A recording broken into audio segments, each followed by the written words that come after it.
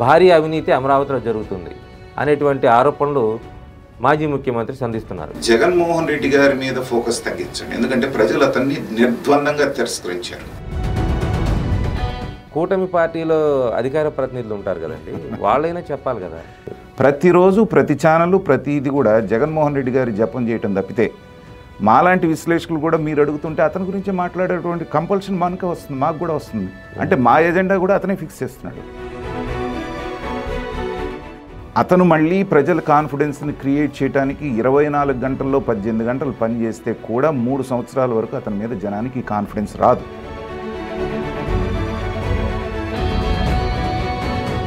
అసలు ఆ ప్రజావేదిక కూల్చేసిన తర్వాత అక్కడ ఉన్నటువంటి వస్తువులన్నీ కూడా టీవీలు కానీ ఏసీలు కానీ ఇవన్నీ కూడా ఎక్కడికి వెళ్ళి ఇది ఎక్కడ వాడారనేది ఇంతవరకు అకౌంటబిలిటీ లేదు. తన యొక్క అపజయానికి పునాది పడ్డది ఎక్కడంటే ప్రజావేదికను కూల్చినప్పుడు. ఎంతమందిని అరెస్ట్ చేసినా అంటే ప్రజలతోటి నిత్యం టచ్లో ఉండేవాడుగా మాట్లాడుతున్నాను. ఒక కొడాలి నానిని, ఒక రోజాని, ఒక ద్వారంపూడి చంద్రశేఖర్ని, ఒక పెద్దరెడ్డి రామచంద్రారెడ్డి, ఈ నలుగురిని కూడా మీరు బిహైండ్ ద బార్స్ పెట్టగలిగితే. నమస్తే, తెలుగు వన్కి స్వాగతం.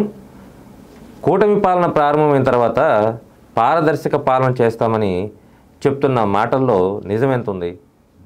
ఇప్పుడు తాజాగా మాజీ ముఖ్యమంత్రి జగన్మోహన్ రెడ్డి రాజధాని నిర్మాణాలపై తీవ్రమైనటువంటి ఆరోపణలు చేస్తున్నారు. రాజధాని నిర్మాణాల్లో గతంలో 3,000, 4,000 నిర్మాణ ఖర్చులుంటే ఇప్పుడు దాన్ని 10,000కు పెంచారు, భారీ అవినీతి అమరావతిలో జరుగుతుంది అనేటువంటి ఆరోపణలు మాజీ ముఖ్యమంత్రి సంధిస్తున్నారు. దీని మీద పూర్తి స్థాయిలో క్లారిటీ ఇవ్వాల్సిన ప్రభుత్వం కానీ దానికి సంబంధించినటువంటి రాజకీయ పార్టీలు కానీ ఎందుకు మౌనంగా ఉన్నాయి తెలుసుకునే ప్రయత్నం చేద్దాం. మనతో సీనియర్ రాజకీయ విశ్లేషకులు కిలారి నాగార్జున గారు ఉన్నారు. సార్ నమస్తే. నమస్తే. ముఖ్యంగా ఈ రాజధాని ప్రాంతంలో పెద్ద ఎత్తున అవినీతి జరుగుతుంది, కళ్ళ ముందే వేల కోట్ల రూపాయలు దోచిపెడుతున్నారు అనేటువంటి కామెంట్ మాజీ ముఖ్యమంత్రి జగన్ చేశారు. దీని మీద అసలు స్పందించాల్సినటువంటి పార్టీలు మొత్తం కూడా మౌనముద్ర పట్టిస్తున్నాయి. ఎలా జరుగుతుంది ఇక్కడ వ్యవహారం? నిజంగా ఆ స్థాయిలో అవినీతి జరుగుతుందా? అంటే కృష్ణ గారు, ఇక్కడ జగన్మోహన్ రెడ్డి గారు తన పాత్రని సమర్థవంతంగా 100% పోషిస్తున్నారు. ఎలాగా? మొదటి నుంచి ఆయనకున్న అలవాటు ఏంటంటే అబద్ధాలని నిజాలుగా చూపిస్తూ అబద్ధాల మీద ఒక నెరేటివ్ క్రియేట్ చేసి దాన్ని ప్రజలను నమ్మించడం అనేటువంటిది ఆయన యొక్క పార్టీ పుట్టినప్పటి నుంచి మీరు కనుక చూసుకుంటే చాలా స్ట్రాటజిక్గా ఒక అబద్ధాన్ని వదులుతారు. వదిలిన తర్వాత దాని చుట్టూ కథలు అల్లుకుంటూ అది నిజమేనేమో అని ప్రజలు నమ్మేటట్టుగా చేయటం అనేటువంటిది వాళ్ళకు ఉన్నటువంటి అలవాటు. ఉదాహరణకి పింక్ డైమండ్ చంద్రబాబు నాయుడు గారు తీసుకొని ఎక్కడో ఆక్షన్కి పంపించేసి అది ఆక్షన్ అయిపోయిందని చెప్పేసి అని అప్పుడున్నటువంటి ప్రధాన అర్చకుడితో మాట్లాడించడం దగ్గర నుంచి, ఒకే సామాజిక వర్గానికి డిఎస్పీ ప్రమోషన్లు ఇచ్చారన్న దగ్గర నుంచి, వివేకానంద రెడ్డి గారిని చంద్రబాబు నాయుడు గారి చంపించారన్న దగ్గర నుంచి ఇలాంటి నెరేటివ్స్ క్రియేట్ చేయడంలో వాళ్ళు మాస్టర్స్. అధికారంలో ఉన్నప్పుడు అదే చేశారు, అధికారం పోయిన తర్వాత కూడా వాళ్ళ పాత్ర వాళ్ళు సమర్థవంతంగా పోషిస్తున్నారు. కానీ ఒక ఆరోపణ అనేటువంటిది వచ్చిన తర్వాత దాన్ని ఇమ్మీడియట్గా చెక్ చేయాల్సినటువంటి ఇది లేకుండా దానికి బయటకు వచ్చి దాన్ని పాలకపాలు నీళ్ళులాగా ఎక్స్ప్లెయిన్ చేయాల్సినటువంటి అధికార పక్షం అలసత్వం వహిస్తుందనేటువంటిది మనకి క్లియర్గా కనపడుతుంది. మనం సబ్జెక్టులోకి వెళ్ళబోయే ముందు చిన్న విషయం. ఇప్పుడు గాలిలో గెలిచినటువంటి గాలి డాష్ అని ఒక మాట రోజా గారు ఎప్పుడో 10 రోజుల క్రితమో 12 రోజుల క్రితమో ఎన్నికైనటువంటి అందరి ఎమ్మెల్యేలని, ప్రజల చేత ఎన్నుకోబడినటువంటి ఎమ్మెల్యేలని ఒక బూతు తిడితే నిన్న ఆయన వెంకటరమణారెడ్డి గారు బయటకు వచ్చి మాట్లాడే వరకు దాని గురించి ఎవరన్నా మాట్లాడారా? అంటే ఒక ఎలిగేషన్ వచ్చినప్పుడో లేకపోతే ఒక విమర్శ వచ్చిన వెంటనే వచ్చి దానికి సమాధానం చెప్తారా, లేకపోతే 10-15 రోజుల తర్వాత వచ్చి చెప్తారా? ఒకటి. రెండోది, స్పీకర్ ఏం చేస్తున్నారు? ప్రజాప్రతినిధులైనటువంటి వాళ్ళని ఆవిడ అంత బూతు మాట అన్నప్పుడు ఇమ్మీడియట్గా ఆవిడకి సభా హక్కుల నోటీస్ ఇచ్చి పిలిపించాల్సినటువంటి బాధ్యత ప్రభుత్వం మీద లేదా? కనీసం నోటీస్ ఇచ్చారా? కాబట్టి వాళ్ళ పద్ధతిని పాత పద్ధతిని వాళ్ళు పాటిస్తున్నారు. చేసింది కూడా చెప్పుకోవడం చేతగానటువంటి తెలుగుదేశం ప్రభుత్వం. ఇది కంప్లైంట్ నాకు మొదటి నుంచి ఉంది. ఆ పాత్రను వీళ్ళు బాగా పోషిస్తున్నారు. అలాగే ఇప్పుడు అక్కడ రాజధానిలో జరిగేటువంటి నిర్మాణాలకి 10,000 రూపాయలు స్క్వేర్ ఫీట్కి అవుతుందనేటువంటి ఒక బండ మీ మీద వేశారు. వేసినటువంటి వెంటనే జరగాల్సిన పని ఏంటి? దాని కన్సర్న్డ్ ఆఫీసర్ ఎవరైతే ఉన్నారో లేకపోతే సిఆర్డిఏ కమిషనరో ఎవరో బయటకు వచ్చి ఫ్యాక్ట్స్ అండ్ ఫిగర్స్ తోటి చెప్పాలి కదా. ఎన్ని నిర్మాణాలకి ఎంత అవుతుంది అనేటువంటిది. ఇప్పుడు ఏమవుతుందంటే వాళ్ళు అబద్ధాలు ఎలా బిల్డ్ చేస్తారంటే రాజధానిలో ఉన్న అన్ని నిర్మాణాలకి 10,000 రూపాయలు స్క్వేర్ ఫీట్కి ఖర్చు అవుతుంది అనేటువంటి ఒక నెరేటివ్ని క్రియేట్ చేశారు. మీరు గమనించండి. అవును, కామన్ మ్యాన్ బయటకు వెళ్ళగానే అదే కదా. అంటే రాజధాని నిర్మాణానికి ఒక్కొక్క స్క్వేర్ ఫీట్కి 10,000 ఖర్చు పెడుతున్నారా? ఇప్పుడు మన అపార్ట్మెంట్ 3,000 కదా, 4,000 కదా అని చెప్పేటువంటి భావన. అందులో ఆయన చెప్పాడు హైదరాబాద్లో 4,500 రూపాయలు స్క్వేర్ ఫీట్కి అవుతుంది అనేటువంటి జగన్మోహన్ రెడ్డి గారు చెప్పారు. అయితే దీంట్లో ఎన్ని రకాలైన నిర్మాణాలు ఉన్నాయి? అవును, అక్కడ ఉపాధి కోల్పోయినటువంటి నిరుపేదలకి టిడ్కో ఇళ్ల లాంటి వాటి దగ్గర నుంచి 250 మీటర్ల హైట్ అంటే దగ్గర 810 అడుగుల హైట్ ఉన్నటువంటి అసెంబ్లీ భవనాన్ని నిర్మిస్తూ ఉంటే ఈ అన్నిటినీ జనరలైజ్ చేసేసి 10,000 రూపాయలు స్క్వేర్ ఫీట్ అంటే మీకు సింపుల్గా చెప్పాలంటే భవానీపురంలో ఒక అపార్ట్మెంట్ మనకు తెలిసిన వాళ్ళు కట్టారు. 14 అంతస్తుల apartment, first high raised building in Vijayawada. దానికి అది black cotton soil, loose soil అవటం మూలన 89 అడుగులు లోపలికి వెళ్ళి ఫౌండేషన్ వేయాల్సి వచ్చింది. ఎంత డెప్త్లోకి వెళ్తే అంత ఖర్చు ఎక్కువ అవుతుంది. 14 అంతస్తులు పైకి వెళ్ళాలి అంటే దానికి ఫౌండేషన్ స్ట్రాంగ్గా ఉండాలంటే 89 అడుగులు లోపలికి కాలమ్స్ వేసుకొని అక్కడ నుంచి ఇది చేసుకోవాల్సి వచ్చింది, పైల్ ఫౌండేషన్. సో అన్నప్పుడు ఆటోమేటిక్గా ఖర్చు ఎక్కువ అవుతుంది. పైగా రాజధాని కృష్ణానది పక్కన ఉంది, కొంచెం లూజ్ సాయిల్ అన్నప్పుడు మామూలు హైదరాబాద్లో ఉన్న కొండ ప్రాంతంలో జరిగేటువంటి కన్స్ట్రక్షన్స్కి ఇక్కడ వచ్చి ఉండేటువంటి ఈ సాయిల్ కన్స్ట్రక్షన్కి కంపేర్ చేయడం అనేటువంటిదే వివేకం లేనటువంటి పని. అందుకే ఇక వైసీపీ వాళ్ళు చెప్పేది అక్కడ దొనకొండలో ఊరికే ఉంది, ఊరికే పునాది తీసేస్తే సరిపోద్ది అన్నట్టుగా. కానీ ఒక రాజధానికి కావాల్సింది ఏంటి? ఎక్కడో ల్యాండ్ ఉంది, అక్కడ ఫౌండేషన్ తక్కువ అవుద్ది కాబట్టి, తక్కువ ఖర్చు అవుతుంది కాబట్టి కన్స్ట్రక్షన్కి అని చెప్పేసి అక్కడికి పోతే ప్రధానంగా ఒక నగరానికి కావాల్సింది ఏంటి? నీళ్లు, తర్వాత కనెక్టివిటీ. రాష్ట్రంలో ఉన్న అన్ని ప్రాంతాలకి మధ్యప్రదేశమైనటువంటి దాన్నే ఎన్నిక చేయడానికి కారణం ఏంటంటే ఒక పక్కన నది ఉంది, వాస్తు ప్రకారంగా అది ఉత్తరం పక్కన ఉంది, కావాల్సినంత ఫ్లాట్ ల్యాండ్ ఉంది, కనెక్టివిటీ ఉంది. ఇవన్నీ చూస్తారు కదా. ఇవన్నీ చూడకుండా ఏదో ఉంది కదా అని చెప్పేసి తీసుకొచ్చి కట్టేస్తే ఇవాళ హైదరాబాద్లో, మొన్నటిదాకా నేను హైదరాబాద్లో ఉన్నాను. హైదరాబాద్లో కాస్ట్లీ ఏరియా అనేటువంటి కాకతీయ హిల్స్ అనేటువంటిది మాదాపూర్ పక్కనే ఉంది. మేము అక్కడ ఉండేవాళ్ళం. జనవరి నుంచి ట్యాంకర్లతోటి కొనుక్కోవాల్సిన పరిస్థితి వచ్చింది. Water problem. పెద్ద పెద్ద కోట్లాది రూపాయలు పెట్టి కొనుక్కొని ఫ్లాట్స్ కొనుక్కున్న తర్వాత రోజు ట్యాంకర్తో పోయించుకోవాల్సినటువంటి పరిస్థితి ఇది అపార్ట్మెంట్స్కి మాత్రమే. మరి ప్రపంచ స్థాయి రాజధాని కడతాను అన్నప్పుడు ప్రదేశాన్ని చూసుకోవాలి కదా, వాటర్ సోర్స్ ఉండాలి కదా. ప్రధానమైనదే వాటర్ సోర్స్ కదా.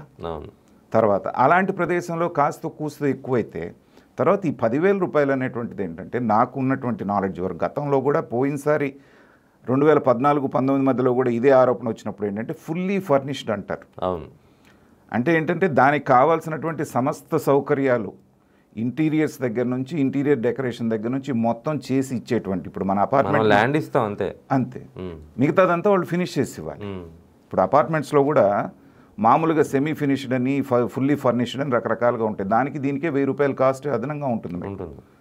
అట్లాంటప్పుడు మీరు ఐకానిక్ టవర్స్ అని చెప్పేసి కొన్ని 10ల సంఖ్యలో అంతస్తులు వేసుకుంటూ 81 అంతస్తులను 810 అడుగుల అసెంబ్లీ ఇది కడుతున్నప్పుడు మీరు దేనికి ఎంత అయిందని స్పెసిఫిక్గా చెప్పారా? జనరలైజ్ చేసి రాజధానిలో నిర్మాణానికి అంతటి కూడా 10,000 రూపాయలు స్క్వేర్ ఫీట్కి వాళ్ళు ఛార్జ్ చేస్తున్నారు. అయిపోయింది, మీ మీద బండేశారు. మరి సిఆర్డిఏ కమిషనర్ ఏం చేస్తున్నాడు? బయటికి రావాలి కదా. మీరు మౌనంగా ఉంటే అర్థం ఏంటి? నిజంగానే మీరు 10,000 రూపాయలు పెట్టి ఛార్జ్ చేసి తినేస్తున్నారు అనేటువంటి వాళ్ళ నెరేటివ్ నిజం చేసినట్టు కావట్లేదా? బయటికి స్ప్రెడ్ అవుతుంది కదా. కామన్ మ్యాన్ ఏమనుకుంటాడు? అవును, మన ఊరు పక్కన గుంటూరులోనో విజయవాడలోనో చూస్తే 4,000-5,000 స్క్వేర్ ఫీట్ దొరుకుతుంది కదా, ఇది ఎందుకు అనుకుంటాడు.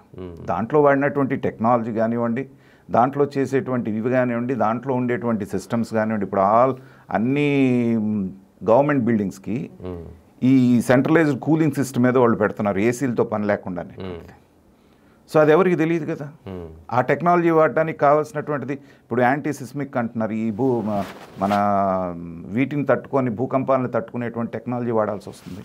దానికి యాంటీలా ఏదో ఉంది కదా మన అంబానీ ఫ్యామిలీది, అవును, ఆ బిల్డింగ్ కూడా అంతే అనుకో. అంతే కదా. యాంటీ సిస్మిక్ మీకు ఎంత రెక్టర్ స్కేల్ మీద 8 దాకా వచ్చినా కూడా 8.5 దాకా వచ్చినా కూడా ఏం కాకుండా ఉండాలి. ఎందుకంటే ఇది కొన్ని వందల సంవత్సరాలు ఉండాల్సినటువంటి. దాంట్లో కూడా ఏసీలు తక్కువ వాడతారు. ఏసీలు తక్కువ వాడి మీకు ఆ భూమిలో నుంచి ఒక ప్రాసెస్ ఉంది దానికి.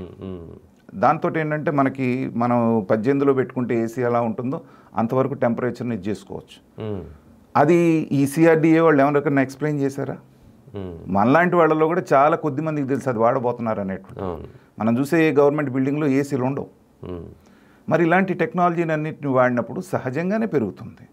పెరిగినప్పుడు ఏంటంటే మీ తరపు నుంచి వచ్చి మీరు ఆ బ్రేకప్ ఇవ్వాలి. ఇదిగో బాబు ఫౌండేషన్ నేను తెలుతున్నాం కాబట్టి మిగతా చోట్ల కంటే ఇక్కడ ఎక్కువ అవుతుంది. ఇదే దీంట్లో AP 24x7 అని చెప్పేసి ఒక ఛానల్ ఉండేది, మీకు ఐడియా ఉంటుంది. సో దాంట్లో కూడా సేమ్ డిస్కషను 6 ఏళ్ల క్రితం వచ్చింది. Because I'm in real estate, నేను అపార్ట్మెంట్స్ కట్టాను కాబట్టి నన్ను వాళ్ళు అడిగారు. ఈ సాయి గారు, ఇప్పుడు జర్నలిస్ట్ సాయి అని ఎవరైతే ఉన్నారో ఆయన అప్పుడు దాంట్లో పనిచేసేవారు. సో దాంట్లో అవగాహన ఉంటుంది కదా అని చెప్పేసి నాకు కాల్ చేసి ఫోన్ లైన్లో తీసుకున్నారు ఆ డిస్కషన్. అప్పుడు నేను ఇదే చెప్పాను, మేము మామూలుగా కడుతున్నటువంటిది. ఆ రోజున నేను ఆ కంపెనీ డైరెక్టర్గా ఉన్నాను, ఏదైతే 14 అంతస్తుల బిల్డింగ్ అన్నాను చూసారా, ఆ కంపెనీ డైరెక్టర్గా ఉన్నప్పుడు చెప్పాను మా దానికి 89 అడుగులు లోపలికి వెళ్ళామయ్యా. మరి ఒక రాజధాని కట్టేటువంటి అంత పెద్ద బిల్డింగ్స్కి ఖచ్చితంగానే అవుతుంది. దాంట్లో ఫుల్లీ ఫర్నిష్డ్ అంటున్నారు, ఏదో కట్టేసి గోడలు వేసి ప్లాస్టింగ్ చేసి వెళ్ళిపోవటం కాదు, ఈ తేడాలు ఉంటే చూసుకోండి అని చెప్పడం జరిగింది.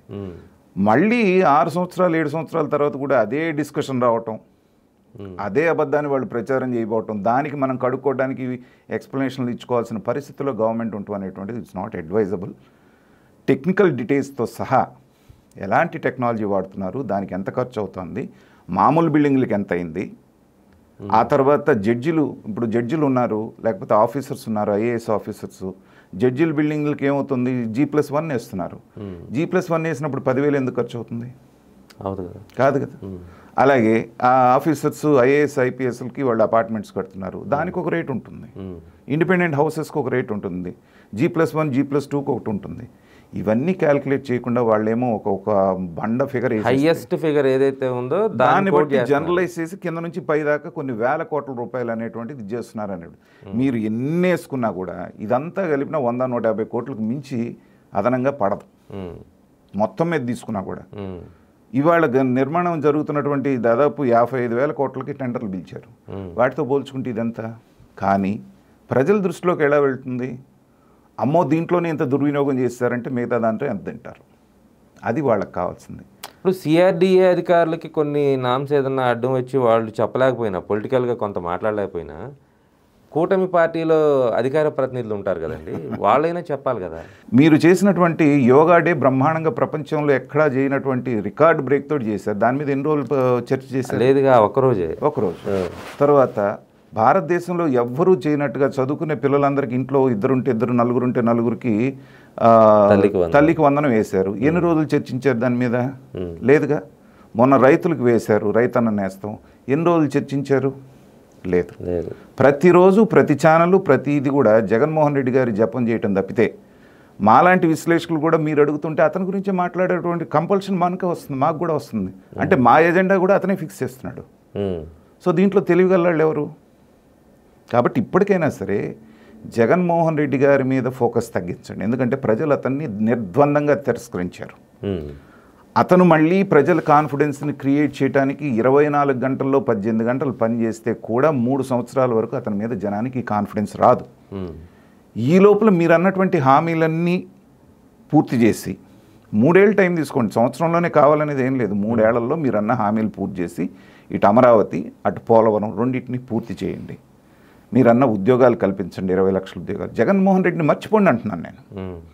అలా కాకుండా నిత్యం అతను వేసే ట్రాప్లో పడి వాటి చుట్టూనే తిరుగుతుండే. పోనీ దాన్నన్నా మీరు ఎఫెక్టివ్గా ఎదుర్కోగలుగుతున్నారా అంటే, మొన్న 5 రోజులైంది అతను మాట మాట్లాడి, ఇంతవరకు కౌంటర్ ఏది?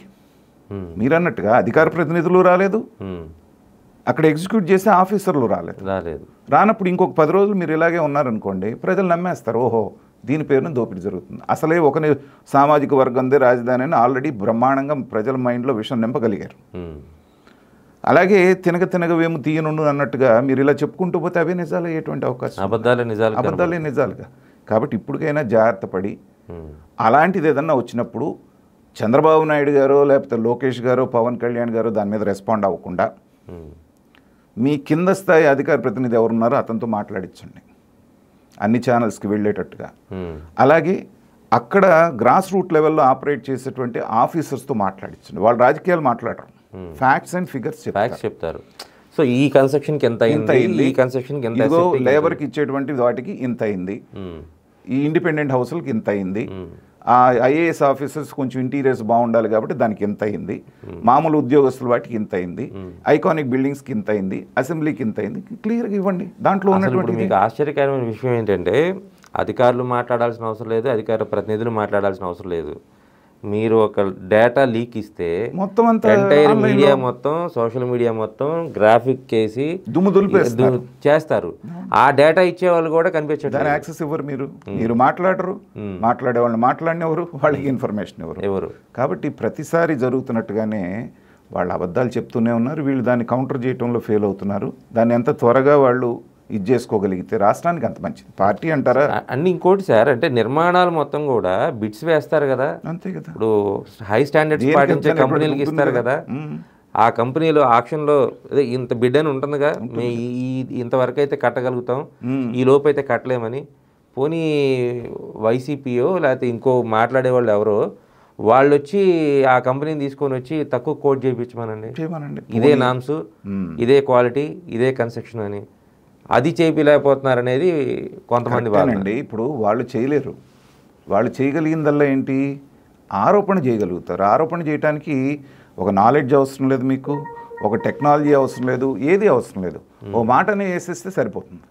అదే వాళ్ళు చేస్తున్నారు. దాన్ని కౌంటర్ చేసుకోవడంలో మీరు ఫెయిల్ అవుతున్నారు అనేటువంటిది నా భావన. అంటే ఫెయిల్ అంటే సార్ ఇక్కడ చాలా అంశాలు ముడిపడి ఉంటున్నాయి సార్. ఎందుకంటే ఒక చిన్న అంశం గత ప్రభుత్వంలో, అంటే ఎవరి ప్రభుత్వంలో వాళ్ళ బాధ్యత నిర్వర్తిస్తుంటారు, వాళ్ళు చేసే పనులు వాళ్ళు చేస్తారు. కానీ ప్రజావేదిక అనే దాన్ని అప్పుడు ఉన్నటువంటి ప్రభుత్వం డెసిషన్ తీసుకొని కూల్చేసిన తర్వాత అక్కడ ఉన్నటువంటి మెటీరియల్ ఏదైతే ఉందో, ఐరన్ కానీ దానికి సంబంధించిన పిల్లర్స్ కానీ అవన్నీ కూడా ఈరోజు కూడా ప్రజావేదిక దగ్గర అట్లాగే దర్శనమిస్తుంటాయి. అంటే ఇది చరిత్రకి ఒక సాక్ష్యం అని చెప్పని అట్లా వదిలేశారా, ప్రజల సొమ్ము కదా మనకేం సంబంధం లేదని వదిలేశారా? అసలు ఆ ప్రజావేదిక కూల్చేసిన తర్వాత అక్కడ ఉన్నటువంటి వస్తువులన్నీ కూడా, టీవీలు కానీ ఏసీలు కానీ ఇవన్నీ కూడా ఎక్కడికి వెళ్ళి ఇది ఎక్కడ వాడారనేది ఇంతవరకు అకౌంటబిలిటీ లేదు. ఇప్పుడు జగన్మోహన్ రెడ్డి గారి పతనం 151 స్థానాలకి అఖండమైనటువంటి దీంతో వచ్చిన జగన్మోహన్ రెడ్డి గారు వచ్చినటువంటి కొద్ది నెలల్లోనే తన యొక్క అపజయానికి పునాది పడ్డది ఎక్కడంటే ప్రజావేదికను కూల్చినప్పుడే. నేను చాలాసార్లు చెప్పేది ఏంటంటే జయాపజయాల్ని నిర్ణయించేది అటు తెలుగుదేశం అభిమానులు కాదు, ఇటు వైఎస్ఆర్సీపీ అభిమానులు కాదు. వాళ్ళకు ఒక 40%, వీళ్ళకు ఒక 40%, ఎటు తిరిగి ఒక 5% అటు ఇటుగా ఉంటారు ఓట్ బ్యాంక్. వాళ్ళెవ్వరూ కూడా వాళ్ళకే వేస్తారు, వీళ్ళు వీళ్ళకే వేసుకుంటారు. కానీ మధ్యలో ఉండేటువంటి 20% న్యూట్రల్ ఓటర్స్ అంటారు. వీళ్ళు ఏ పార్టీకి అఫిలియేటెడ్గా ఉండరు. ఆ క్షణానికి వాళ్ళు ఎవరు మంచి చేస్తారనిపిస్తే వాళ్ళకి వేస్తారు. సో ఒక 10% మంది ఆ రోజునున్న న్యూట్రల్ ఓటర్స్ అటు నుంచి ఇటు వచ్చి జగన్మోహన్ రెడ్డి గారి పక్కన నిలబడ్డారు కాబట్టి 50% ఓట్లతోటి ఆయన 151 సీట్లు సంపాదించుకోగలిగాడు. కానీ ఆ న్యూట్రల్ ఓటర్స్ యొక్క ఆకాంక్షల్ని దెబ్బతీసినటువంటి మొట్టమొదటి ఫౌండేషన్ పడ్డది ఎక్కడంటే ఇక్కడే, ప్రజావేదిక కూల్చివేయటంతో. ఎవరైనా ఒక శుభకార్యంతోటి మొదలు పెడతారు, ఒక కన్స్ట్రక్టివ్ ప్రోగ్రామ్ తోటి మొదలు పెడతారు. కానీ ఈయనేంటి మనం ఇతన్ని ఎన్నుకుంటే డిస్ట్రక్షన్తో మొదలు పెట్టాడు అనేటువంటిది. అంటే కేవలం చంద్రబాబు నాయుడు గారిని ఆయన ఏమడిగాడు, దాన్ని నేను ఆఫీస్గా వాడుకుంటాను నా కార్యకలాపాలకు అని అడిగారు, అంతే కదా. అది అడిగిన మరుసటి రోజే ఆగమేఘాల మీద అక్కడ కలెక్టర్లు అందరినీ పెట్టి అదేదో అక్రమ కట్టడం అని చెప్పేసేసాను, దాన్ని కూల్చేయాలని, నేను బయటికి వెళ్ళగానే కూల్చేయండి అన్నాను. ఆయన యొక్క పిచ్చితనం ఏంటనేటువంటిది ఆ రోజునే బయటపడ్డది. సరే, దానికి ఆయన కాలక్రమేణా మూల్యం చెల్లించేశాడు. అయిపోయిన తర్వాత ఇప్పుడు మీరు అన్న పాయింట్, ఆ డెబ్రిస్ అనేటువంటిది ఇంకా అక్కడే ఎందుకుంది. జగన్మోహన్ రెడ్డి గారు ఉన్న 5 సంవత్సరాలు ఏంటంటే చంద్రబాబు నాయుడు గారు ఇంటి పక్కనే ఉంది కాబట్టి అది పెడితే ఆయన వెళ్ళేటప్పుడు వచ్చేటప్పుడు దాన్ని చూసి కుమిలి పోవాలి అనేటువంటి ఒక సైకిక్ యాటిట్యూడ్ దాన్ని అక్కడే అట్టిపెట్టాడు. తర్వాత మనకు వచ్చిన తర్వాత కూడా చంద్రబాబు నాయుడు గారు ఒక సందర్భంలో మాట్లాడినట్టున్నారు, దీన్ని ఇలాగే పెట్టి గత 5 సంవత్సరాల్లో ఎలాంటి విధ్వంసకర పాలన జరిగిందో జనానికి కళ్ళకు కట్టినట్టు దీన్ని కూడా చేస్తే కూడా సందర్శన స్థలంలాగా చేస్తే కూడా బాగుంటుంది అనేటువంటిది అప్పుడు ఒక జ్ఞాపకం అన్నారు. సో అలాంటి ఆలోచన ఏమన్నా ఉందేమో అనేటువంటిది అయితే నాకు తెలియదు. అయితే మీకు ఇప్పుడు ఆశ్చర్యం ఏంటంటే సందర్శకులను కూడా అక్కడ వెళ్ళనివ్వరు, ఎందుకంటే మరి సెక్యూరిటీ జోన్. అందుకని అలా మీరు ఒకటేనండి, ప్రజల దృష్టిలో ఒకసారి రిజిస్టర్ అయిన తర్వాత మీరు ఇంకా అక్కడే పెట్టి చూపించాల్సిన పనిలా దానికి తగ్గ ఫలితం అనుభవించాడు ఆయన. అయిన తర్వాత ఇప్పుడు మీరు అడిగింది వ్యాలిడ్ పాయింట్, దాంట్లో కొన్ని కోట్ల రూపాయల మెటీరియల్ ఉంది. అవును, దాన్ని చక్కగా ఎవరంతటి వాళ్ళు ఎవరు కావాల్సినటువంటి వాళ్ళు సర్దుకున్నారు అనేటువంటి దాంట్లో అనుమానం లేదు కదా. 5 సంవత్సరాల్లో తినటం జీర్ణం అయిపోవటం కూడా అయిపోయింది. మరి ఇప్పుడు వచ్చిన తర్వాత దాన్ని మళ్ళీ మొదలు పెట్టాలి అంటే ఇక కొండను పోయి ఎలకను పట్టాలి. ఎందుకు సార్? దాన్ని రికార్డెడ్ ఇదే ఉండదు కదా. కొన్న వస్తువులు ఉంటాయి కదా సార్, దానికి ఒక ఇన్ఛార్జ్ ఉంటారు కదా. ఇప్పుడు ఈ మెటీరియల్ మొత్తం పలానా చోటుకి తరలించాము, ఆ డేటా ఉంటుంది, ఆ రికార్డు ఉంటుంది.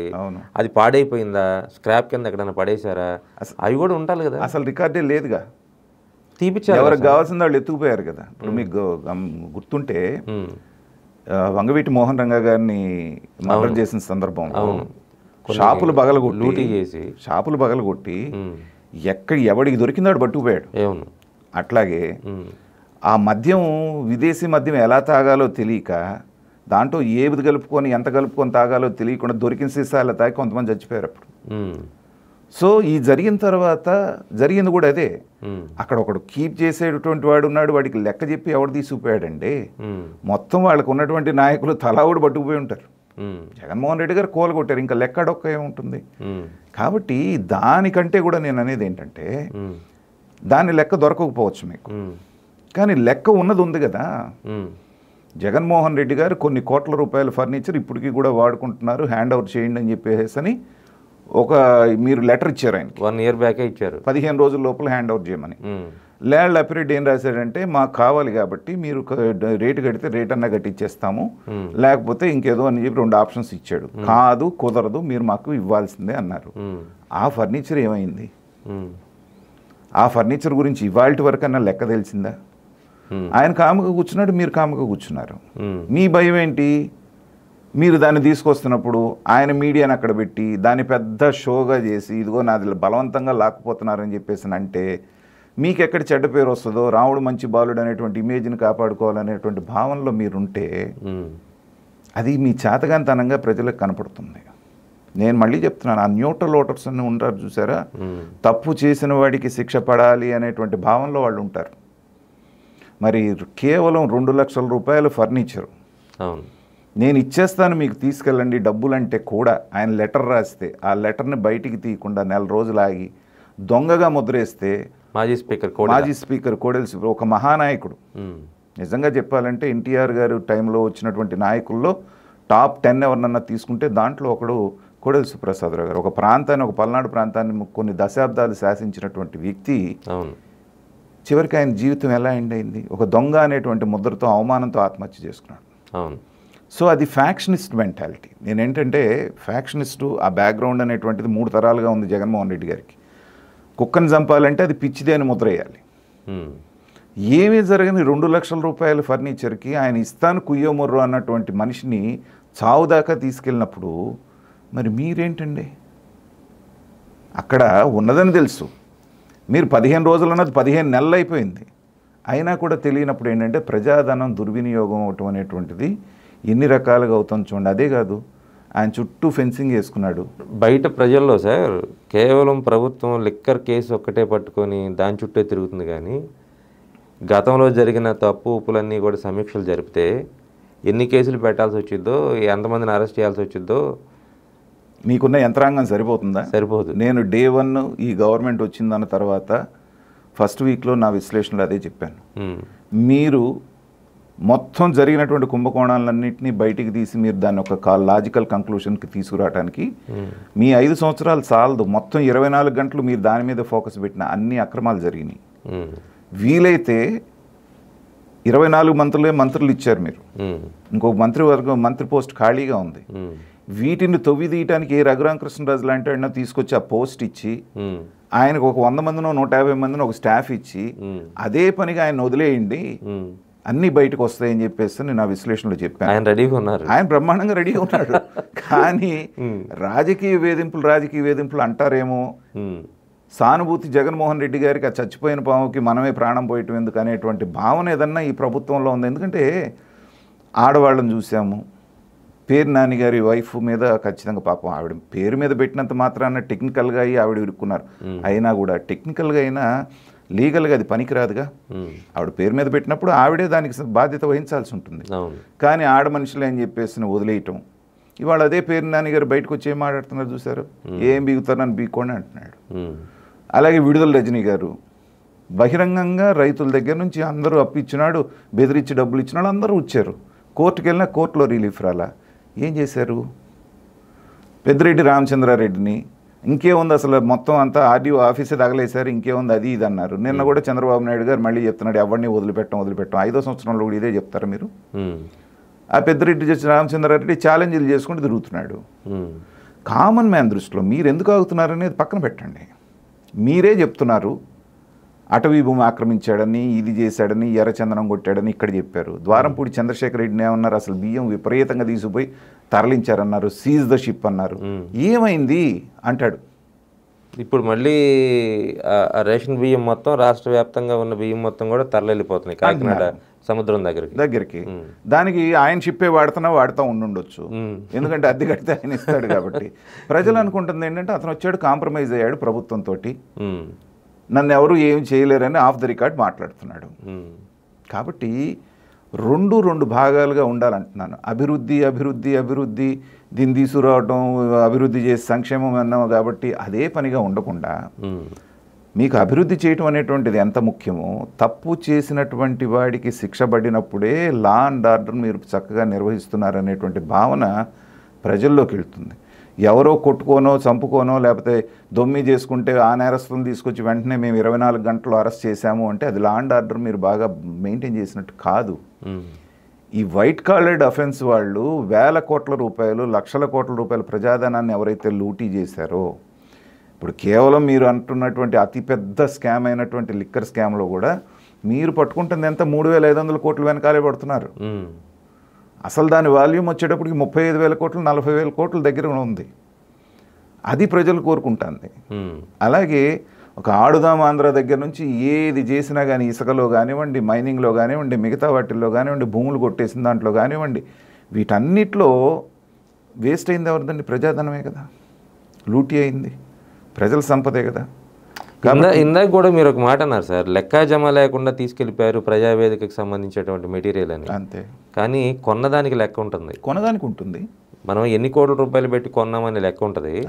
ఆ లెక్క పట్టుకొని ఆ రోజున్న కలెక్టర్ ఎవరు, ఆ రోజున్న ఇన్ఛార్జ్ ఎవరు ఎక్కడికి తీసుకెళ్లారనేది ప్రభుత్వం తలుచుకుంటే 10 నిమిషాల పని. అంటే ఇప్పుడు చివరికి శిక్షించగలిగింది ఎవరిని? మీరు బాధ్యత లేదని ఆ కలెక్టర్ను, అక్కడ ఉన్నటువంటి వాళ్ళను, ఆ స్థానికంగా ఉన్నటువంటి వాళ్ళను శిక్షించగలుగుతారు. అంతే. నేను శిక్షించమంటలేదు సార్. అసలు ముందు మెటీరియల్, ప్రజల ధనంతో కొన్న మెటీరియల్ ఎక్కడ ఉంది, ఎవరు అన్యాక్రాంతంగా వాడుకున్నారు, ముందు ఆ మెటీరియల్ తీసుకుని రండి, దానికి ఓపెన్ యాక్షన్ వేయండి. దానికి ఎక్కడ ఉంది అంటున్నాను, ఆధారం ఎక్కడ ఉంది అంటున్నాను. అది సార్ ఆ రోజు ఉన్న ఇన్ఛార్జ్ ఉంటారు సార్. చిన్న ఉదాహరణ చెప్తానండి. రోడ్లు వేసారు అమరావతికి, బ్రహ్మాండంగా ప్రపంచ స్థాయి రోడ్లు. వాళ్ళకి కావాల్సినప్పుడు ఇసుక కంకరతో సహా ఇది చేసుకొని పోయారు. దాన్ని మళ్ళీ రికవర్ చేయమంటే ఎక్కడి నుంచి చేస్తాం? ఇవి కూడా ఏంటంటే ఏ నాయకుడి ఇంటికో ఎప్పుడో వెళ్ళిపోయి ఉంటుంది, వాడు వాడుకొని చినిగోడ పోయి ఉంటుంది 5 ఏళ్లలో. కాబట్టి ఏంటంటే ఆ రోజున ప్రభుత్వ అధినేత అండున్నప్పుడు మీరు ఎవరు ఏం చేయలేరు దాన్ని. అట్లీస్ట్ మీ చేతిలో ఉన్నది. ఇప్పుడు దాన్ని ఎడిదిరిగి చేయలేకపోయారు. జగన్మోహన్ రెడ్డి ఇంట్లో ఉన్నటువంటి ఫర్నిచర్ అన్నా మీరు తీసుకొచ్చి, దాన్నైతే ఆయన పాడు చేయడుగా, ఆయన వాడుకుంటున్నాడు కదా దర్జాగా, దాన్నన్నా రికవరీ చేస్తే ప్రజాధనం ఓహో ఈ ప్రభుత్వం పట్టించుకుంటుంది, గట్టిగా చర్యలు తీసుకుంటుంది అనేటువంటి ఒక భావన. ఇదేదో ఆ వచ్చే 1-2 కోట్ల ఫర్నిచర్ మీరు వెనక్కి తీసుకొచ్చినంత మాత్రం మీకు ఒరిగేది లేదు, ఆయనకి పోయేది లేదు. బట్ చట్టం తన పని తను చేస్తోంది, గవర్నమెంట్ చేసే పని గవర్నమెంట్ చేస్తుంది అనేటువంటి భావన కలుగుతుంది. మీకు ఇంతకంటే పెద్ద లక్ష్యాలు ఉండొచ్చు, కానీ ఇవి కూడా ప్రజల దృష్టిలో ముఖ్యమైనవి. ఇంతకన్నా పెద్ద లక్ష్యం ఇంకోటి ఉంది, వివేకానంద రెడ్డి హత్య కేసు. ఎందుకంటే చంద్రబాబు మీద పడిన నెపం అది, చంద్రబాబే చేశారు అని. దాంట్లో ఇప్పటి వరకు ముద్దాయిల్ని వీళ్ళు అని చెప్పని ప్రజలు చూపించలేకపోతున్నారు. ఒకటండి, నిన్న ఆమె సునీత కూడా 6 ఏళ్ల నుంచి పోరాడుతున్నాను, ఇంతవరకు నాకు న్యాయం జరగలేదని. ఫస్ట్ కూటమి ప్రభుత్వం ప్రాధాన్యత తీసుకోవాల్సినటువంటి ప్రధానమైన కేసు అది. ఇక్కడ మీకు టెక్నికల్గా అంటే జనం అనుకోవటం వేరు, టెక్నికాలిటీస్ వేరు. అదే కేసు రాష్ట్ర ప్రభుత్వం చేతిలో ఉండుంటే డెఫినెట్గా మళ్ళీ ఇవంతా తిరగదోడి ఎవరున్నారు అనేటువంటిది అంతా జరిగేది. ఇప్పుడు లిక్కర్ స్కామ్లో ఎలా జరుగుతుంది అలాగే. సునీత గారు ఎప్పుడైతే సిబిఐకి వెళ్ళారో, వెళ్ళినప్పుడు ఏంటి, ఆవిడకి అనుకూలంగా లేనటువంటి జగన్మోహన్ రెడ్డి ప్రభుత్వం. అదే ఇప్పుడున్నట్టు తెలుగుదేశం ప్రభుత్వం ఉంటే ఆవిడ అడిగేది కాదు. వాళ్ళు కూడా ఏంటి, వాళ్ళకి కావాల్సింది కూడా సిబిఐకి వెళ్తే కోల్డ్ స్టోరేజ్లోకి వెళ్ళిపోయినట్టే. ఇప్పుడు సిబిఐ విచారించే కేసుల్లో 10% కేసుల్లో కూడా శిక్షలు పట్టడం లేదనేటువంటి మనకి రికార్డ్స్ చెప్తున్నాయి. కాబట్టి ఒకసారి అటు వెళ్ళిందంటే వీళ్ళు సేఫ్ అయిపోయినట్టే. ఎలా గేమ్ ఆడారో చూసాం. చివరికి ఇప్పుడు ఏమని చెప్పారు, అయిపోయింది, మేము చేయాల్సిందంతా చేసేసాము, ఇక దీంట్లో ఏమీ లేదు, మీకు నివేదికిస్తున్నాం. సునీత గారు ఏం వేశారు కేసు, సో ఇతని బెయిల్ రద్దు చేయండి అని వేశారు, అంతే కదా. అవినాష్ రెడ్డి బెయిల్ రద్దు చేయమని ఎందుకు చేశారు, ఆవిడ వేసింది, ఇతను బయట ఉంటే సాక్షులను ప్రభావితం చేస్తున్నాడు, లేకపోతే ఇంకా ఇది చేస్తున్నాడు కాబట్టి వాళ్ళని చంపేటువంటి, అంటే వాళ్ళని ఏదైనా చేసే అవకాశం ఉంది కాబట్టి, కొంతమంది అనుమానాస్పదంగా చనిపోయారు కాబట్టి ఇతను బయట ఉండటం సేఫ్ కాదు, లోపల వేయండి అనగానే సిబిఐ ఏం చేసింది, అసలు ఇంకా దీంట్లో విచారించేది ఏమీ లేదు, అయిపోయింది అని చేతులు దులిపేసుకుంది. దులిపేసుకున్నాక అతను బెయిల్ ఎందుకు క్యాన్సిల్ అవుద్ది? చాలామంది ఏమంటున్నారు, అసలు కథ ఇప్పుడే మొదలైంది, అవినాష్ రెడ్డిని అది చేస్తారేమో, ఇది చేస్తారేమో, అరెస్ట్ అంతకంటే ఫూలిష్ థింకింగ్ ఇంకేముందండి. ఛార్జ్ షీట్ అయిపోయిన తర్వాత, ఛార్జ్ షీట్ అయిపోయింది, ఇంకా మేము విచారించాల్సింది ఏమీ లేదు, మేము సమాప్తం, అక్కడ మేము ఏదైతే వేసామో అదే అన్న తర్వాత ఇంకా అసలు ఆయన బయట ఉంటే ఏంటి, లోపల ఉంటే ఏంటి, అసలు లోపల ఉండకూడదు. 30 రోజులు 90 రోజుల తర్వాత ఛార్జ్ షీట్ వేసిన తర్వాత బెయిల్ అనేటువంటిది నిందితుడి యొక్క హక్కు. లేదు మాకు ఛార్జ్ షీట్ ఇవ్వడానికి ఇంకా లేదని ఇప్పుడు దాకా సాగు తీసుకుంటూ వచ్చారు. నిర్దిష్టంగా ఒక టైం పీరియడ్ పెట్టింది సుప్రీంకోర్టు, ఈ లోపల చేయండి అన్నారు, చేసేసారు, అయిపోయింది అన్నారు. మళ్ళీ స్పెసిఫిక్గా అడిగితే ఇంకా ఫర్దర్ ప్రోబ్ అవసరమా అంటే అవసరం లేదని చెప్పేశారు. ఇంకా అసలు అతనికి ఇదే ఉంది, అవినాష్ రెడ్డికి శుభ్రంగా బయట తిరగవచ్చు. ఇలాంటి సందర్భంలో మళ్ళీ ఆయన ఏదో చేస్తారు అనేటువంటిది అయితే నేను నమ్మట్లేదు. ట్రయల్ బిగిన్ అయిన తర్వాత సాక్ష్యాధారాలు పకడ్బందీగానే చేశారు, దాంట్లో తప్పించుకునేటువంటి అవకాశం లేదు. ఆ తర్వాత కోర్టులో ఏం జరుగుతుందనేటువంటి చూడాల్సిందే. కానీ చాలామంది ఏదో వాళ్ళ యొక్క దీని గురించి ప్రభుత్వానికి అనుకూలంగా మాట్లాడాలి కాబట్టి మాట్లాడుతున్నారు. కానీ నాకున్నటువంటి అవగాహన ప్రకారంగా ఇప్పటికీ ఇక అతని అవినాష్ రెడ్డి అరెస్ట్ అనేటువంటిది జరగదు. ట్రయల్ అనేది స్టార్ట్ అయిపోయిన తర్వాత దాంట్లో ఏమన్నా సాక్ష్యాధారాల మీద శిక్ష పడితే పడాల్సిందే. కానీ శిక్ష పడ్డా ఏమవుతుందండి, మనకి శిక్ష పడ్డ తర్వాత ఏం చెప్తుంది కోర్టు, 30 రోజుల లోపల మీరు అప్పీల్ చేసుకోవచ్చు. ఎక్కడ పడుతుంది శిక్ష, సిబిఐ కింద కోర్టులో పడుద్ది. ఇది అయిపోగానే ఇమ్మీడియట్గా హైకోర్టుకి వెళ్తారు. హైకోర్టు అయిపోయిన తర్వాత దాని బెంచ్ ఉంటుంది. అదైన తర్వాత సుప్రీంకోర్టుకి వెళ్తారు, సుప్రీంకోర్టు బెంచ్. ఇప్పటికే అతనికి దాదాపు 50 సంవత్సరాల పైన ఉన్నాడు, ఇంకో 10 సంవత్సరాలు అయిపోయాయి. కాబట్టి దీనికి other side of the coin మనం చూడాలి. మీకు కోర్టులో శిక్ష పడ్డదా లేదా అనేటువంటిది సెకండరీ. ఎందుకంటే మన న్యాయ వ్యవస్థలో ఉన్నటువంటి లొసుగుల్ని ఎలా వాడుకోవాలో వేల కోట్ల రూపాయలు, లక్షల కోట్ల రూపాయలు వెనకేసినటువంటి జగన్మోహన్ రెడ్డి గారికి తెలిసినంత ఇదిగా నాకు తెలిసి భారతదేశంలో ఎవరికి తెలియదు. కానీ యాంటీ క్లైమాక్స్ ఏంటంటే ప్రజల కోర్టులో పడాల్సినటువంటి శిక్ష పడిపోయింది. వైనాట్ 175 అని అహంకారంతో విర్రవీగిన వాళ్ళకి మీ స్థాయి ఇదిరా అని చెప్పేసి వివేకానంద రెడ్డి గారి హత్య కేసు ఇతనే జయించాడు. కానీ చంద్రబాబు నాయుడు గారి మనస్తత్వం ఏంటంటే ఆయన రివెంజ్ పాలిటిక్స్, వెండేటా పాలిటిక్స్కి వెళ్ళడు. మొన్న కూడా మీటింగ్లో చెప్తాంది, సరైన సాక్ష్యాధారాలు ఉండే వరకు వాళ్ళని టచ్ చేయొద్దు, వాళ్ళకున్న ఆప్షన్స్ అన్నింటినీ వాడుకొనివ్వండి. ఇప్పుడు విచిత్రమైన విషయం ఏంటంటే మీకు హైకోర్టులో రిజెక్ట్ చేశారనుకోండి, మీరు సుప్రీంకోర్టుకి వెళ్ళి సుప్రీంకోర్టులో వాళ్ళు అన్ని వాదనలు విని మళ్ళీ వాళ్ళు ఏదో ఒక ఆర్డర్ పాస్ చేయడానికి కనీసం 10-15 రోజులు టైం పడుతుంది మనకి. మీరు నిజంగా అరెస్ట్ చేయాలి అనుకుంటే హైకోర్టు నో అన్న తర్వాత అతనికి ప్రొటెక్షన్ లేనట్టే చేసేయచ్చు. బట్ వాళ్ళు మేము సుప్రీంకోర్టుకి వెళ్ళామంటే వీళ్ళు కామ్గా కూర్చుంటున్నారు, అక్కడ ఏమొస్తే చూద్దాం. దానికి కారణం ఏంటంటే ఇందాక నేను అన్నదే, రాజకీయ కక్ష సాధింపు అనేటువంటి లేబులింగ్ జరగకుండా ఉండటం కోసం జాగ్రత్త పడుతున్నారు. కాబట్టి ఇవన్నీ కూడా కొంచెం డిలే ప్రాసెసే. కాకపోతే ఏంటంటే అలా అని చెప్పి దాంట్లో పడిపోయి దీన్ని వదిలేస్తారేమో అని ప్రజలు అనుకుంటున్నారు. ఇప్పుడు ప్రజలు ఏంటంటే మీరు ఎవరైనా పట్టుకున్నారు, వాళ్ళ దృష్టిలో ఈ ప్రభుత్వం బాగా పనిచేస్తుందంటే 3-4 ఉన్నారండి. మీరు ఎన్ని చెప్పినా, ఎంతమందిని అరెస్ట్ చేసినా, అంటే ప్రజలతోటి నిత్యం టచ్లో ఉండేవాడిగా మాట్లాడుతున్నాను.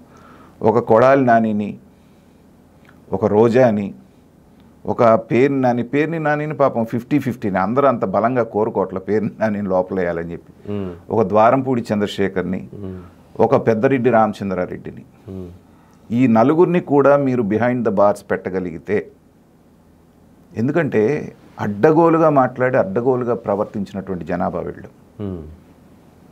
సో వల్లభనేని వంశీ చాప్టర్ అయిపోయింది అనుకోండి, చిన్నాళ్ళు ఉన్నారు మాట్లాడిన బోరుగడ్డని, ఇంకా వాళ్ళందరూ లోపలే ఉన్నారు. ఈ 4 కూడా మీరు చేయగలిగితే ప్రజలు శాంతిస్తారు. వాళ్ళ జోలికి వెళ్ళనంత వరకు ఏంటంటే ఇంకా శేషం మిగిలి ఉన్నట్టుగానే ప్రజలు భావిస్తున్నారు. ఎందుకంటే వాళ్ళు చేసినటువంటి అరాచకాలు, మాట్లాడినటువంటి మాటలు లాంటివి. తర్వాత విచిత్రమైన విషయం ఏంటంటే, నాకు అంటే ఈ సందర్భం కాకపోయినా కూడా నిన్నే వచ్చింది కాబట్టి, హైకోర్టు తురక కిషోర్ విషయంలో ఒక కామెంట్ చేసింది, విన్నాను నేను. ఎప్పుడో జరిగిన కేసుకి ఇప్పుడు తీసుకొచ్చి మీరు కేసులు పెడతారా, లోపలేస్తారా, ఇట్లా చేస్తారా, అట్లా చేస్తారా అనేటువంటి మాట హైకోర్టు మాట్లాడటం అనేటువంటిది నాకు చాలా విచిత్రం అనిపించింది. రాష్ట్రంలో ఏం జరిగింది అనేది మీకు తెలుసు. హైకోర్టులో ఏమి కళ్ళు చెవులు మూసుకొని వాళ్ళు జడ్జిలు రోజు పేపర్లు చదువుతారు కదా. మీరున్న 5 సంవత్సరాల్లో ఆ ప్రభుత్వంలో అతనుండి హత్యాయత్నం చేసినటువంటి విజువల్స్ అక్కడ ఉన్నప్పుడు, ఆ ప్రభుత్వం కేసు కూడా నమోదు చేయకుండా అతన్ని ప్రొటెక్ట్ చేసినప్పుడు, ప్రభుత్వం మారిన తర్వాత ఆ కేసును బయటికి తీయటం తప్ప? ఇద్దరు ప్రజాప్రతినిధులు ప్రాణాలు పోయేవి. పోనీ ఏదన్నా ఒక బెత్తంతోటో ఇంకో దానితోటో ఎంతలో దూలంతో వాటిని పగలగొట్టి దాని కింద కనుక వాళ్ళకి తగిలుంటే పరిస్థితి ఏంటి పరిస్థితి?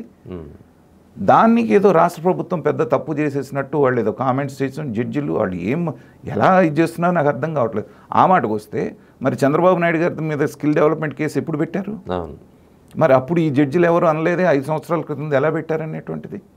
ఇప్పుడు కూడా దాని మీద 16A అదేదో ఉంది కదా, దాని మీద ఇంతవరకు 17A దాని మీద ఇంతవరకు లేదుగా. కాబట్టి న్యాయ వ్యవస్థలో ఉన్నటువంటి ఈ లొసుగుల్ని ఇందాక నేను అన్నట్టుగా జగన్మోహన్ రెడ్డి గారు లాంటి వాళ్ళు ఆవపోసన పట్టేశారు. వాళ్ళకి కావాల్సినటువంటి జడ్జి వచ్చేటప్పుడే దాని మీద చేయించుకోవటం, ఇవన్నీ కూడా మనం బహిరంగంగా చర్చించేవి కాదు. కానీ నిన్న మాత్రం నాకు చాలా ఆశ్చర్యంగా తురక కిషోర్ విషయంలో ఇమీడియట్గా తను రిలీజ్ చేయండి అని చెప్తూ హైకోర్టు చేసినటువంటి కామెంట్స్ మాత్రం ప్రజలెవరూ ఆమోదించరు. అంటే ఇప్పుడు ఎప్పుడో 10 సంవత్సరాల క్రితం చేసినటువంటి క్రిమినల్ 10 సంవత్సరాలు తర్వాత దొరికితే మీరు వదిలేస్తారా? అంటే నేను దీంట్లో కూడా ఒక చిన్న విషయం చెప్తాను సార్. అంటే ఇక్కడ ఒక సిస్టమ్ జరుగుతుంది ఏంటంటే, ప్రభుత్వం వైపు నుంచి కూడా కొన్ని ల్యాబ్స్ ఉన్నాయి. ప్రభుత్వమా లేదా పోలీస్ వ్యవస్థ, నేను ఆ రోజు విజువల్స్ చూశాను. జైలు దగ్గర నుంచి ఆయన తురక కిషోర్ బయటకు వస్తూ ఉన్నాడు. అక్కడే ఒక 50 మంది మీడియా వాళ్ళంతా ఉన్నారు, కెమెరాలతో ఆపరేట్ చేస్తున్నారు, ఆ ఫ్యామిలీ మెంబర్స్ ఉన్నారు. ఇదేదో పెద్ద సీన్ క్రియేట్ అయింది. అక్కడే చేయాలా, బయటికి రాగానే చేయాలా? ఒక గంటకి అక్కడ రెంటచింతల కదా వీళ్ళు. ఆయన మాచర్లో వెళ్తాడు కదా, అక్కడ రెంటచింతల పోలీస్ స్టేషన్ పరిధిలో ఈ మీడియా అటెన్షన్ కానీ లేదంటే లేదా వాళ్ళ గొడవ కానీ తీసుకొని పోలీస్ స్టేషన్ తీసుకెళ్ళి ఈ కారణంతో మిమ్మల్ని అరెస్ట్ చేస్తున్నాం అని చెప్పొచ్చు కదా. ఇప్పుడు వాళ్ళకి కావాల్సింది కూడా అదే కదండి, దాన్ని మీరు అందిస్తున్నారు. ఇప్పుడు పసిపిల్లలను కూడా తీసుకొచ్చి, అది ప్రభుత్వ లోపమా, పోలీసు లోపమా, లేకపోతే దేని లోపమా? అది కొన్ని వాళ్ళు వ్యూహాత్మక తప్పిదాలు చేస్తున్నారండి గవర్నమెంట్. మీరు లోపలికి వెళ్ళిన తర్వాత కేసమ్మటి కేసు కట్టేసేసి వాళ్ళని తీసుకెళ్ళి పీటీ వారెంట్లు వేసి చేయటం అనేటువంటిది గతంలో జగన్మోహన్ రెడ్డి నేర్పించిన విద్యే. అవును, సరే, ఏ విద్య నేర్పించినా నేను నిన్న గమనించింది ఏంటంటే, ఖచ్చితంగా అక్కడ సీన్ క్రియేట్ చేసేటానికి అవకాశం ఉన్నప్పుడు మీరు కాస్త దూరం వెళ్ళిన తర్వాత ఇంటికి వెళ్ళినా పట్టుకొస్తానంటే కూడా ఎవరు వద్దంటారు? ఫ్యామిలీ మెంబర్స్ చెప్పండి, ఇంటికి వెళ్ళండి చెప్పి, మనమేం పోలీస్ శాఖ సూచన ఏం చేయట్లేదు కానీ వెళ్ళి అమ్మ పలానా దాంట్లో మీ హస్బెండ్ ముద్దాయి మేము తీసుకుని వెళ్తున్నామని చెప్పి తీసుకుని రండి. అసలు జైల్లో నుంచి బయటికి రాగానే గేటు బయట చొక్కా పట్టుకుని తీసుకెళ్లాల్సిన అవసరం లేదు కదా, ఎందుకంటే మీడియా అటెన్షన్ అంతా అక్కడే ఉంది. తర్వాత వాళ్ళు కూడా ఇప్పుడు ఏం చేశారు, పసిబిడ్డను తీసుకొని వచ్చారు జైలు దగ్గరికి. కారుకి అడ్డంగా చిన్న పసిబిడ్డని పండబెట్టారు. విజువల్ చూస్తే ఎవరికైనా విజువల్ చూసిన వాళ్ళకి అరే ఏదేంటి కక్ష సాధింపు వాడు చేసినంత మర్చిపోతారు. అందుకని ఏంటంటే ఇలాంటి వాటికి తావేకుండా ఇప్పుడు జగన్మోహన్ రెడ్డి గారు కూడా ఏమంటున్నారు, ఆయన కూడా అరెస్ట్ చేయటం అనేటువంటిది ఖాయం అన్న తర్వాత ప్రజల్లో ఉన్నప్పుడే అరెస్ట్ అవ్వాలనేటువంటి ఒక పథక రచన జరుగుతుంది. ఎందుకంటే అక్కడ నుంచి వీళ్ళు పట్టుకుపోవడం చేయటం ఎవరైనా రాజకీయ నాయకుడు అదే కోరుకుంటారు సార్. మీరు ఎందుకు అలా చేస్తున్నారు? ఇప్పుడు దానికి తగ్గట్టుగానే వీళ్ళు కౌంటర్గా ఎవరూ లేనప్పుడు పట్టుకురావాలి ఆయన్ని. హ్యాపీగా బెంగళూరు ప్యాలెస్లోనే ఎక్కడో ఉన్నప్పుడు తీసుకురావాల్సిన పరిస్థితి. రాజకీయ నాయకులు వేసేటువంటి వాటికి కౌంటర్ వేయాల్సినటువంటి బాధ్యత పోలీస్ డిపార్ట్మెంట్లో కూడా ఏంటంటే కొంత బండగా వ్యవహరిస్తున్నారు. వాళ్ళు కూడా స్ట్రాటజిక్గానే చేయాలి. చేయకపోతే ఏమవుతుందంటే అఫ్కోర్స్ తురక కిషోర్ని ఆ రోజు చూసినటువంటి మనసు కరిగిపోయే వాళ్ళు ఎవరు ఉండరు. పక్కనే విజువల్ మనసు కరిగిపోతున్నాను నేను అంటే సార్, ఈరోజు కోర్టులు వ్యాఖ్యానిస్తున్నాయి అంటే విజువల్ చూస్తారు. జైలు నుంచి జిల్లా జైలు నుంచి బయటకు అది నేను ఒప్పుకోనండి. ఎందుకంటే జడ్జిలు విజువల్ చూసి ప్రభావితం అయితే ఎట్లా? ఈ నేరానికి ఈ శిక్ష అనేటువంటిది దీనికి ఇలా ఉంటుంది అనేటువంటిది కొంత ఉంది, వాళ్ళకి మాన్యువల్ ఒకటి ఉంటుంది సార్. పోనీ బయటికి ఒక సెకండ్లోనూ ఒక 1 మినిట్లోనూ ఆయన అరెస్ట్ చేయాల్సినటువంటి అవసరం కూడా లేదుగా పోలీసుకి. అది వాళ్ళు గంట చేయొచ్చుగా. దాని మీద నేను కంప్లైంట్ చేయట్లేదు, కానీ వాళ్ళు చేసిన కామెంట్స్ ఒకటే ప్రమాదకరమైన కామెంట్ ఏం చేశారు, ఎప్పుడో జరిగిన శిక్షకి ఇప్పుడు కేసు పెట్టి అరెస్ట్ చేస్తారు. అసలు న్యాయస్థానం అనొచ్చమాట? ఎందుకంటే ఏది కేసుల్లో అయినా ఆధారం దొరికినప్పుడు ఖచ్చితంగా పోలీస్ శాఖ ఎఫ్ఐఆర్ ఉన్నప్పుడు దాని ఎంత అంటే 12 సంవత్సరాలు ఏదో ఉంటుంది నాకు తెలిసి. ఒక ఎఫ్ఐఆర్ నమోదైన తర్వాత 12 సంవత్సరాల వరకు అది లైవ్లోనే ఉంటుంది. ఏ క్షణాన్ని ఎప్పుడు దొరికితే అప్పుడు చేయొచ్చు. గత ప్రభుత్వంలో చేయలేదు కాబట్టి ఇంకా ఆయన మున్సిపల్ చైర్మన్గా కూడా చేశాడు అక్కడ మాచర్ల మున్సిపాలిటీకి. అవును, అక్కడ అంత ఉన్నప్పటికీ కూడా మీరేమి చేయలేదు కాబట్టి ఇన్యాక్టివ్గా ఉన్నారు కాబట్టి వచ్చిన తర్వాత ఈ ప్రభుత్వం చేసింది, దాన్ని ఎలా తప్పబడతారు? ఆ రోజు రాజకీయ ఒత్తిడులతో చేయలేదు. వాళ్ళు ఏమంటారు, ప్రభుత్వం అంటే అది జగన్మోహన్ రెడ్డి ప్రభుత్వమా లేకపోతే చంద్రబాబు నాయుడు ప్రభుత్వం అనేది కోర్టుకు ఉండదు. Government is a continuous process. మీరు ఆ రోజు ఎందుకు చేయలేదు, ఈ రోజు ఎందుకు చేస్తున్నారని టెక్నికల్ పాయింట్ వాళ్ళు రైజ్ చేయొచ్చు. దాన్ని ఎక్స్ప్లెయిన్ చేయటంలో వీళ్ళు ఫెయిల్ అవుతున్నారేమో అనేటువంటిది నా భావన. ఎందుకంటే జడ్జెస్ కూడా ఒక్కొక్క సందర్భంలో వాళ్ళ పర్సనల్ ఇది కూడా దాంట్లో రిఫ్లెక్ట్ అవుతుందేమో వాళ్ళు చేసే కామెంట్స్లో అనిపిస్తుంది. ఎందుకంటే ఒకే జడ్జికి ఇప్పుడు చూడండి, హైకోర్టులో ఇచ్చినటువంటివన్నీ సుప్రీంకోర్టులో కొట్టేస్తున్నారు. హైకోర్టులో ఇచ్చిన రిలీఫ్లన్నీ కొట్టేయటమే కాకుండా సుప్రీంకోర్టు కామెంట్స్ పాస్ చేస్తుంది. మొన్న ఎవరి దాంట్లోనో 41 పేజీలు ఏదో ఇది ఇస్తే ఇది బెయిల్ పిటిషన్, మీరు ఇది బెయిల్ ఇచ్చారా లేకపోతే ట్రయల్ చేశారా అని అడిగింది సుప్రీంకోర్టు. ఆశ్చర్యపోయింది. మరి వాళ్ళు చదువుకుందిలానే వీళ్ళు చదువుకుందిలానే, వాళ్ళు జడ్జిలే వీళ్ళు జడ్జిలే. మరి దీంట్లోనే ఇంత వ్యత్యాసం ఉంటే ఆ బొబ్బిలిపుల్లో డైరెక్ట్ ఏదో ఒక డైలాగ్ ఉంది, ఎన్టీ రామారావు చెప్తాడు, కోర్టుకి తీర్పుకి ఎన్ని మార్పులు ఉంటే అసలు ఈ వ్యవస్థ ఏంటనేటువంటి. అందుకే కదా న్యాయశాఖలో న్యాయ వ్యవస్థలో విచక్షణాధికారం అనేది ఒక పాయింట్ ఉంటుంది. అదే దాన్ని వాడేసుకొని వాళ్ళు ఇది చేసుకుంటున్నారు. ఏదైనా కూడానండి ఒకటే మనం అనేది ఏంటంటే, తప్పు చేయని వాడు రక్షించబడాలి, తప్పు చేసినటువంటి వాడు శిక్షించబడాలి. అదే ఒక ప్రభుత్వం యొక్క పనితీరుకి గీటురాయి. ఆ విషయంలో తప్పు చేయని వాళ్ళని మీరు ఏమైనా రక్షిస్తున్నారేమో కానీ తప్పు చేసిన వాడికి శిక్ష పడేటట్టుగా చేయటంలో మాత్రం ప్రజలు ఆకాంక్షించినంత స్పీడ్గా ఈ ప్రభుత్వం వ్యవహరించట్లేదు అనేటువంటిది ప్రజలు అనుకుంటున్నట్టు అనమాట. మనలాంటి వాళ్ళకి ఏంటంటే కాస్త అక్కడ ఉన్న టెక్నికాలిటీస్ తెలుసు కాబట్టి అంత ఈజీగా అది కేసు బిల్డ్ చేయకుండా ఇది చేస్తే అది ప్యాక్ మ్యాడ్లా కూలిపోతుంది. కానీ ప్రజల దృష్టిని కూడా అడ్రస్ చేయాల్సిన బాధ్యత ప్రభుత్వం మీద ఉందనేది నా భావన. సో మొత్తంగా కూటమి పాలన ప్రజాపాలన చేయడంతో పాటు గతంలో ప్రజల సొమ్ము ఎవరైతే దాన్ని అంటే ఇష్టారాజ్యంగా ఖర్చు పెట్టారో, భారీగా అవినీతికి పాల్పడ్డారో, ఎవరైతే ప్రజలు శిక్షింపబడాలని కోరుకుంటున్నారో వాళ్ళందరినీ శిక్షించినప్పుడే కూటమి పాలన విజయవంతంగా నడిచినట్లుగా అవుతుందనేది ప్రధానంగా ప్రజల్లో వినిపిస్తున్నటువంటి మాట. అదే అంశాన్ని ఈరోజు కిలారి నాగార్జున గారు ప్రస్తావించడం జరిగింది.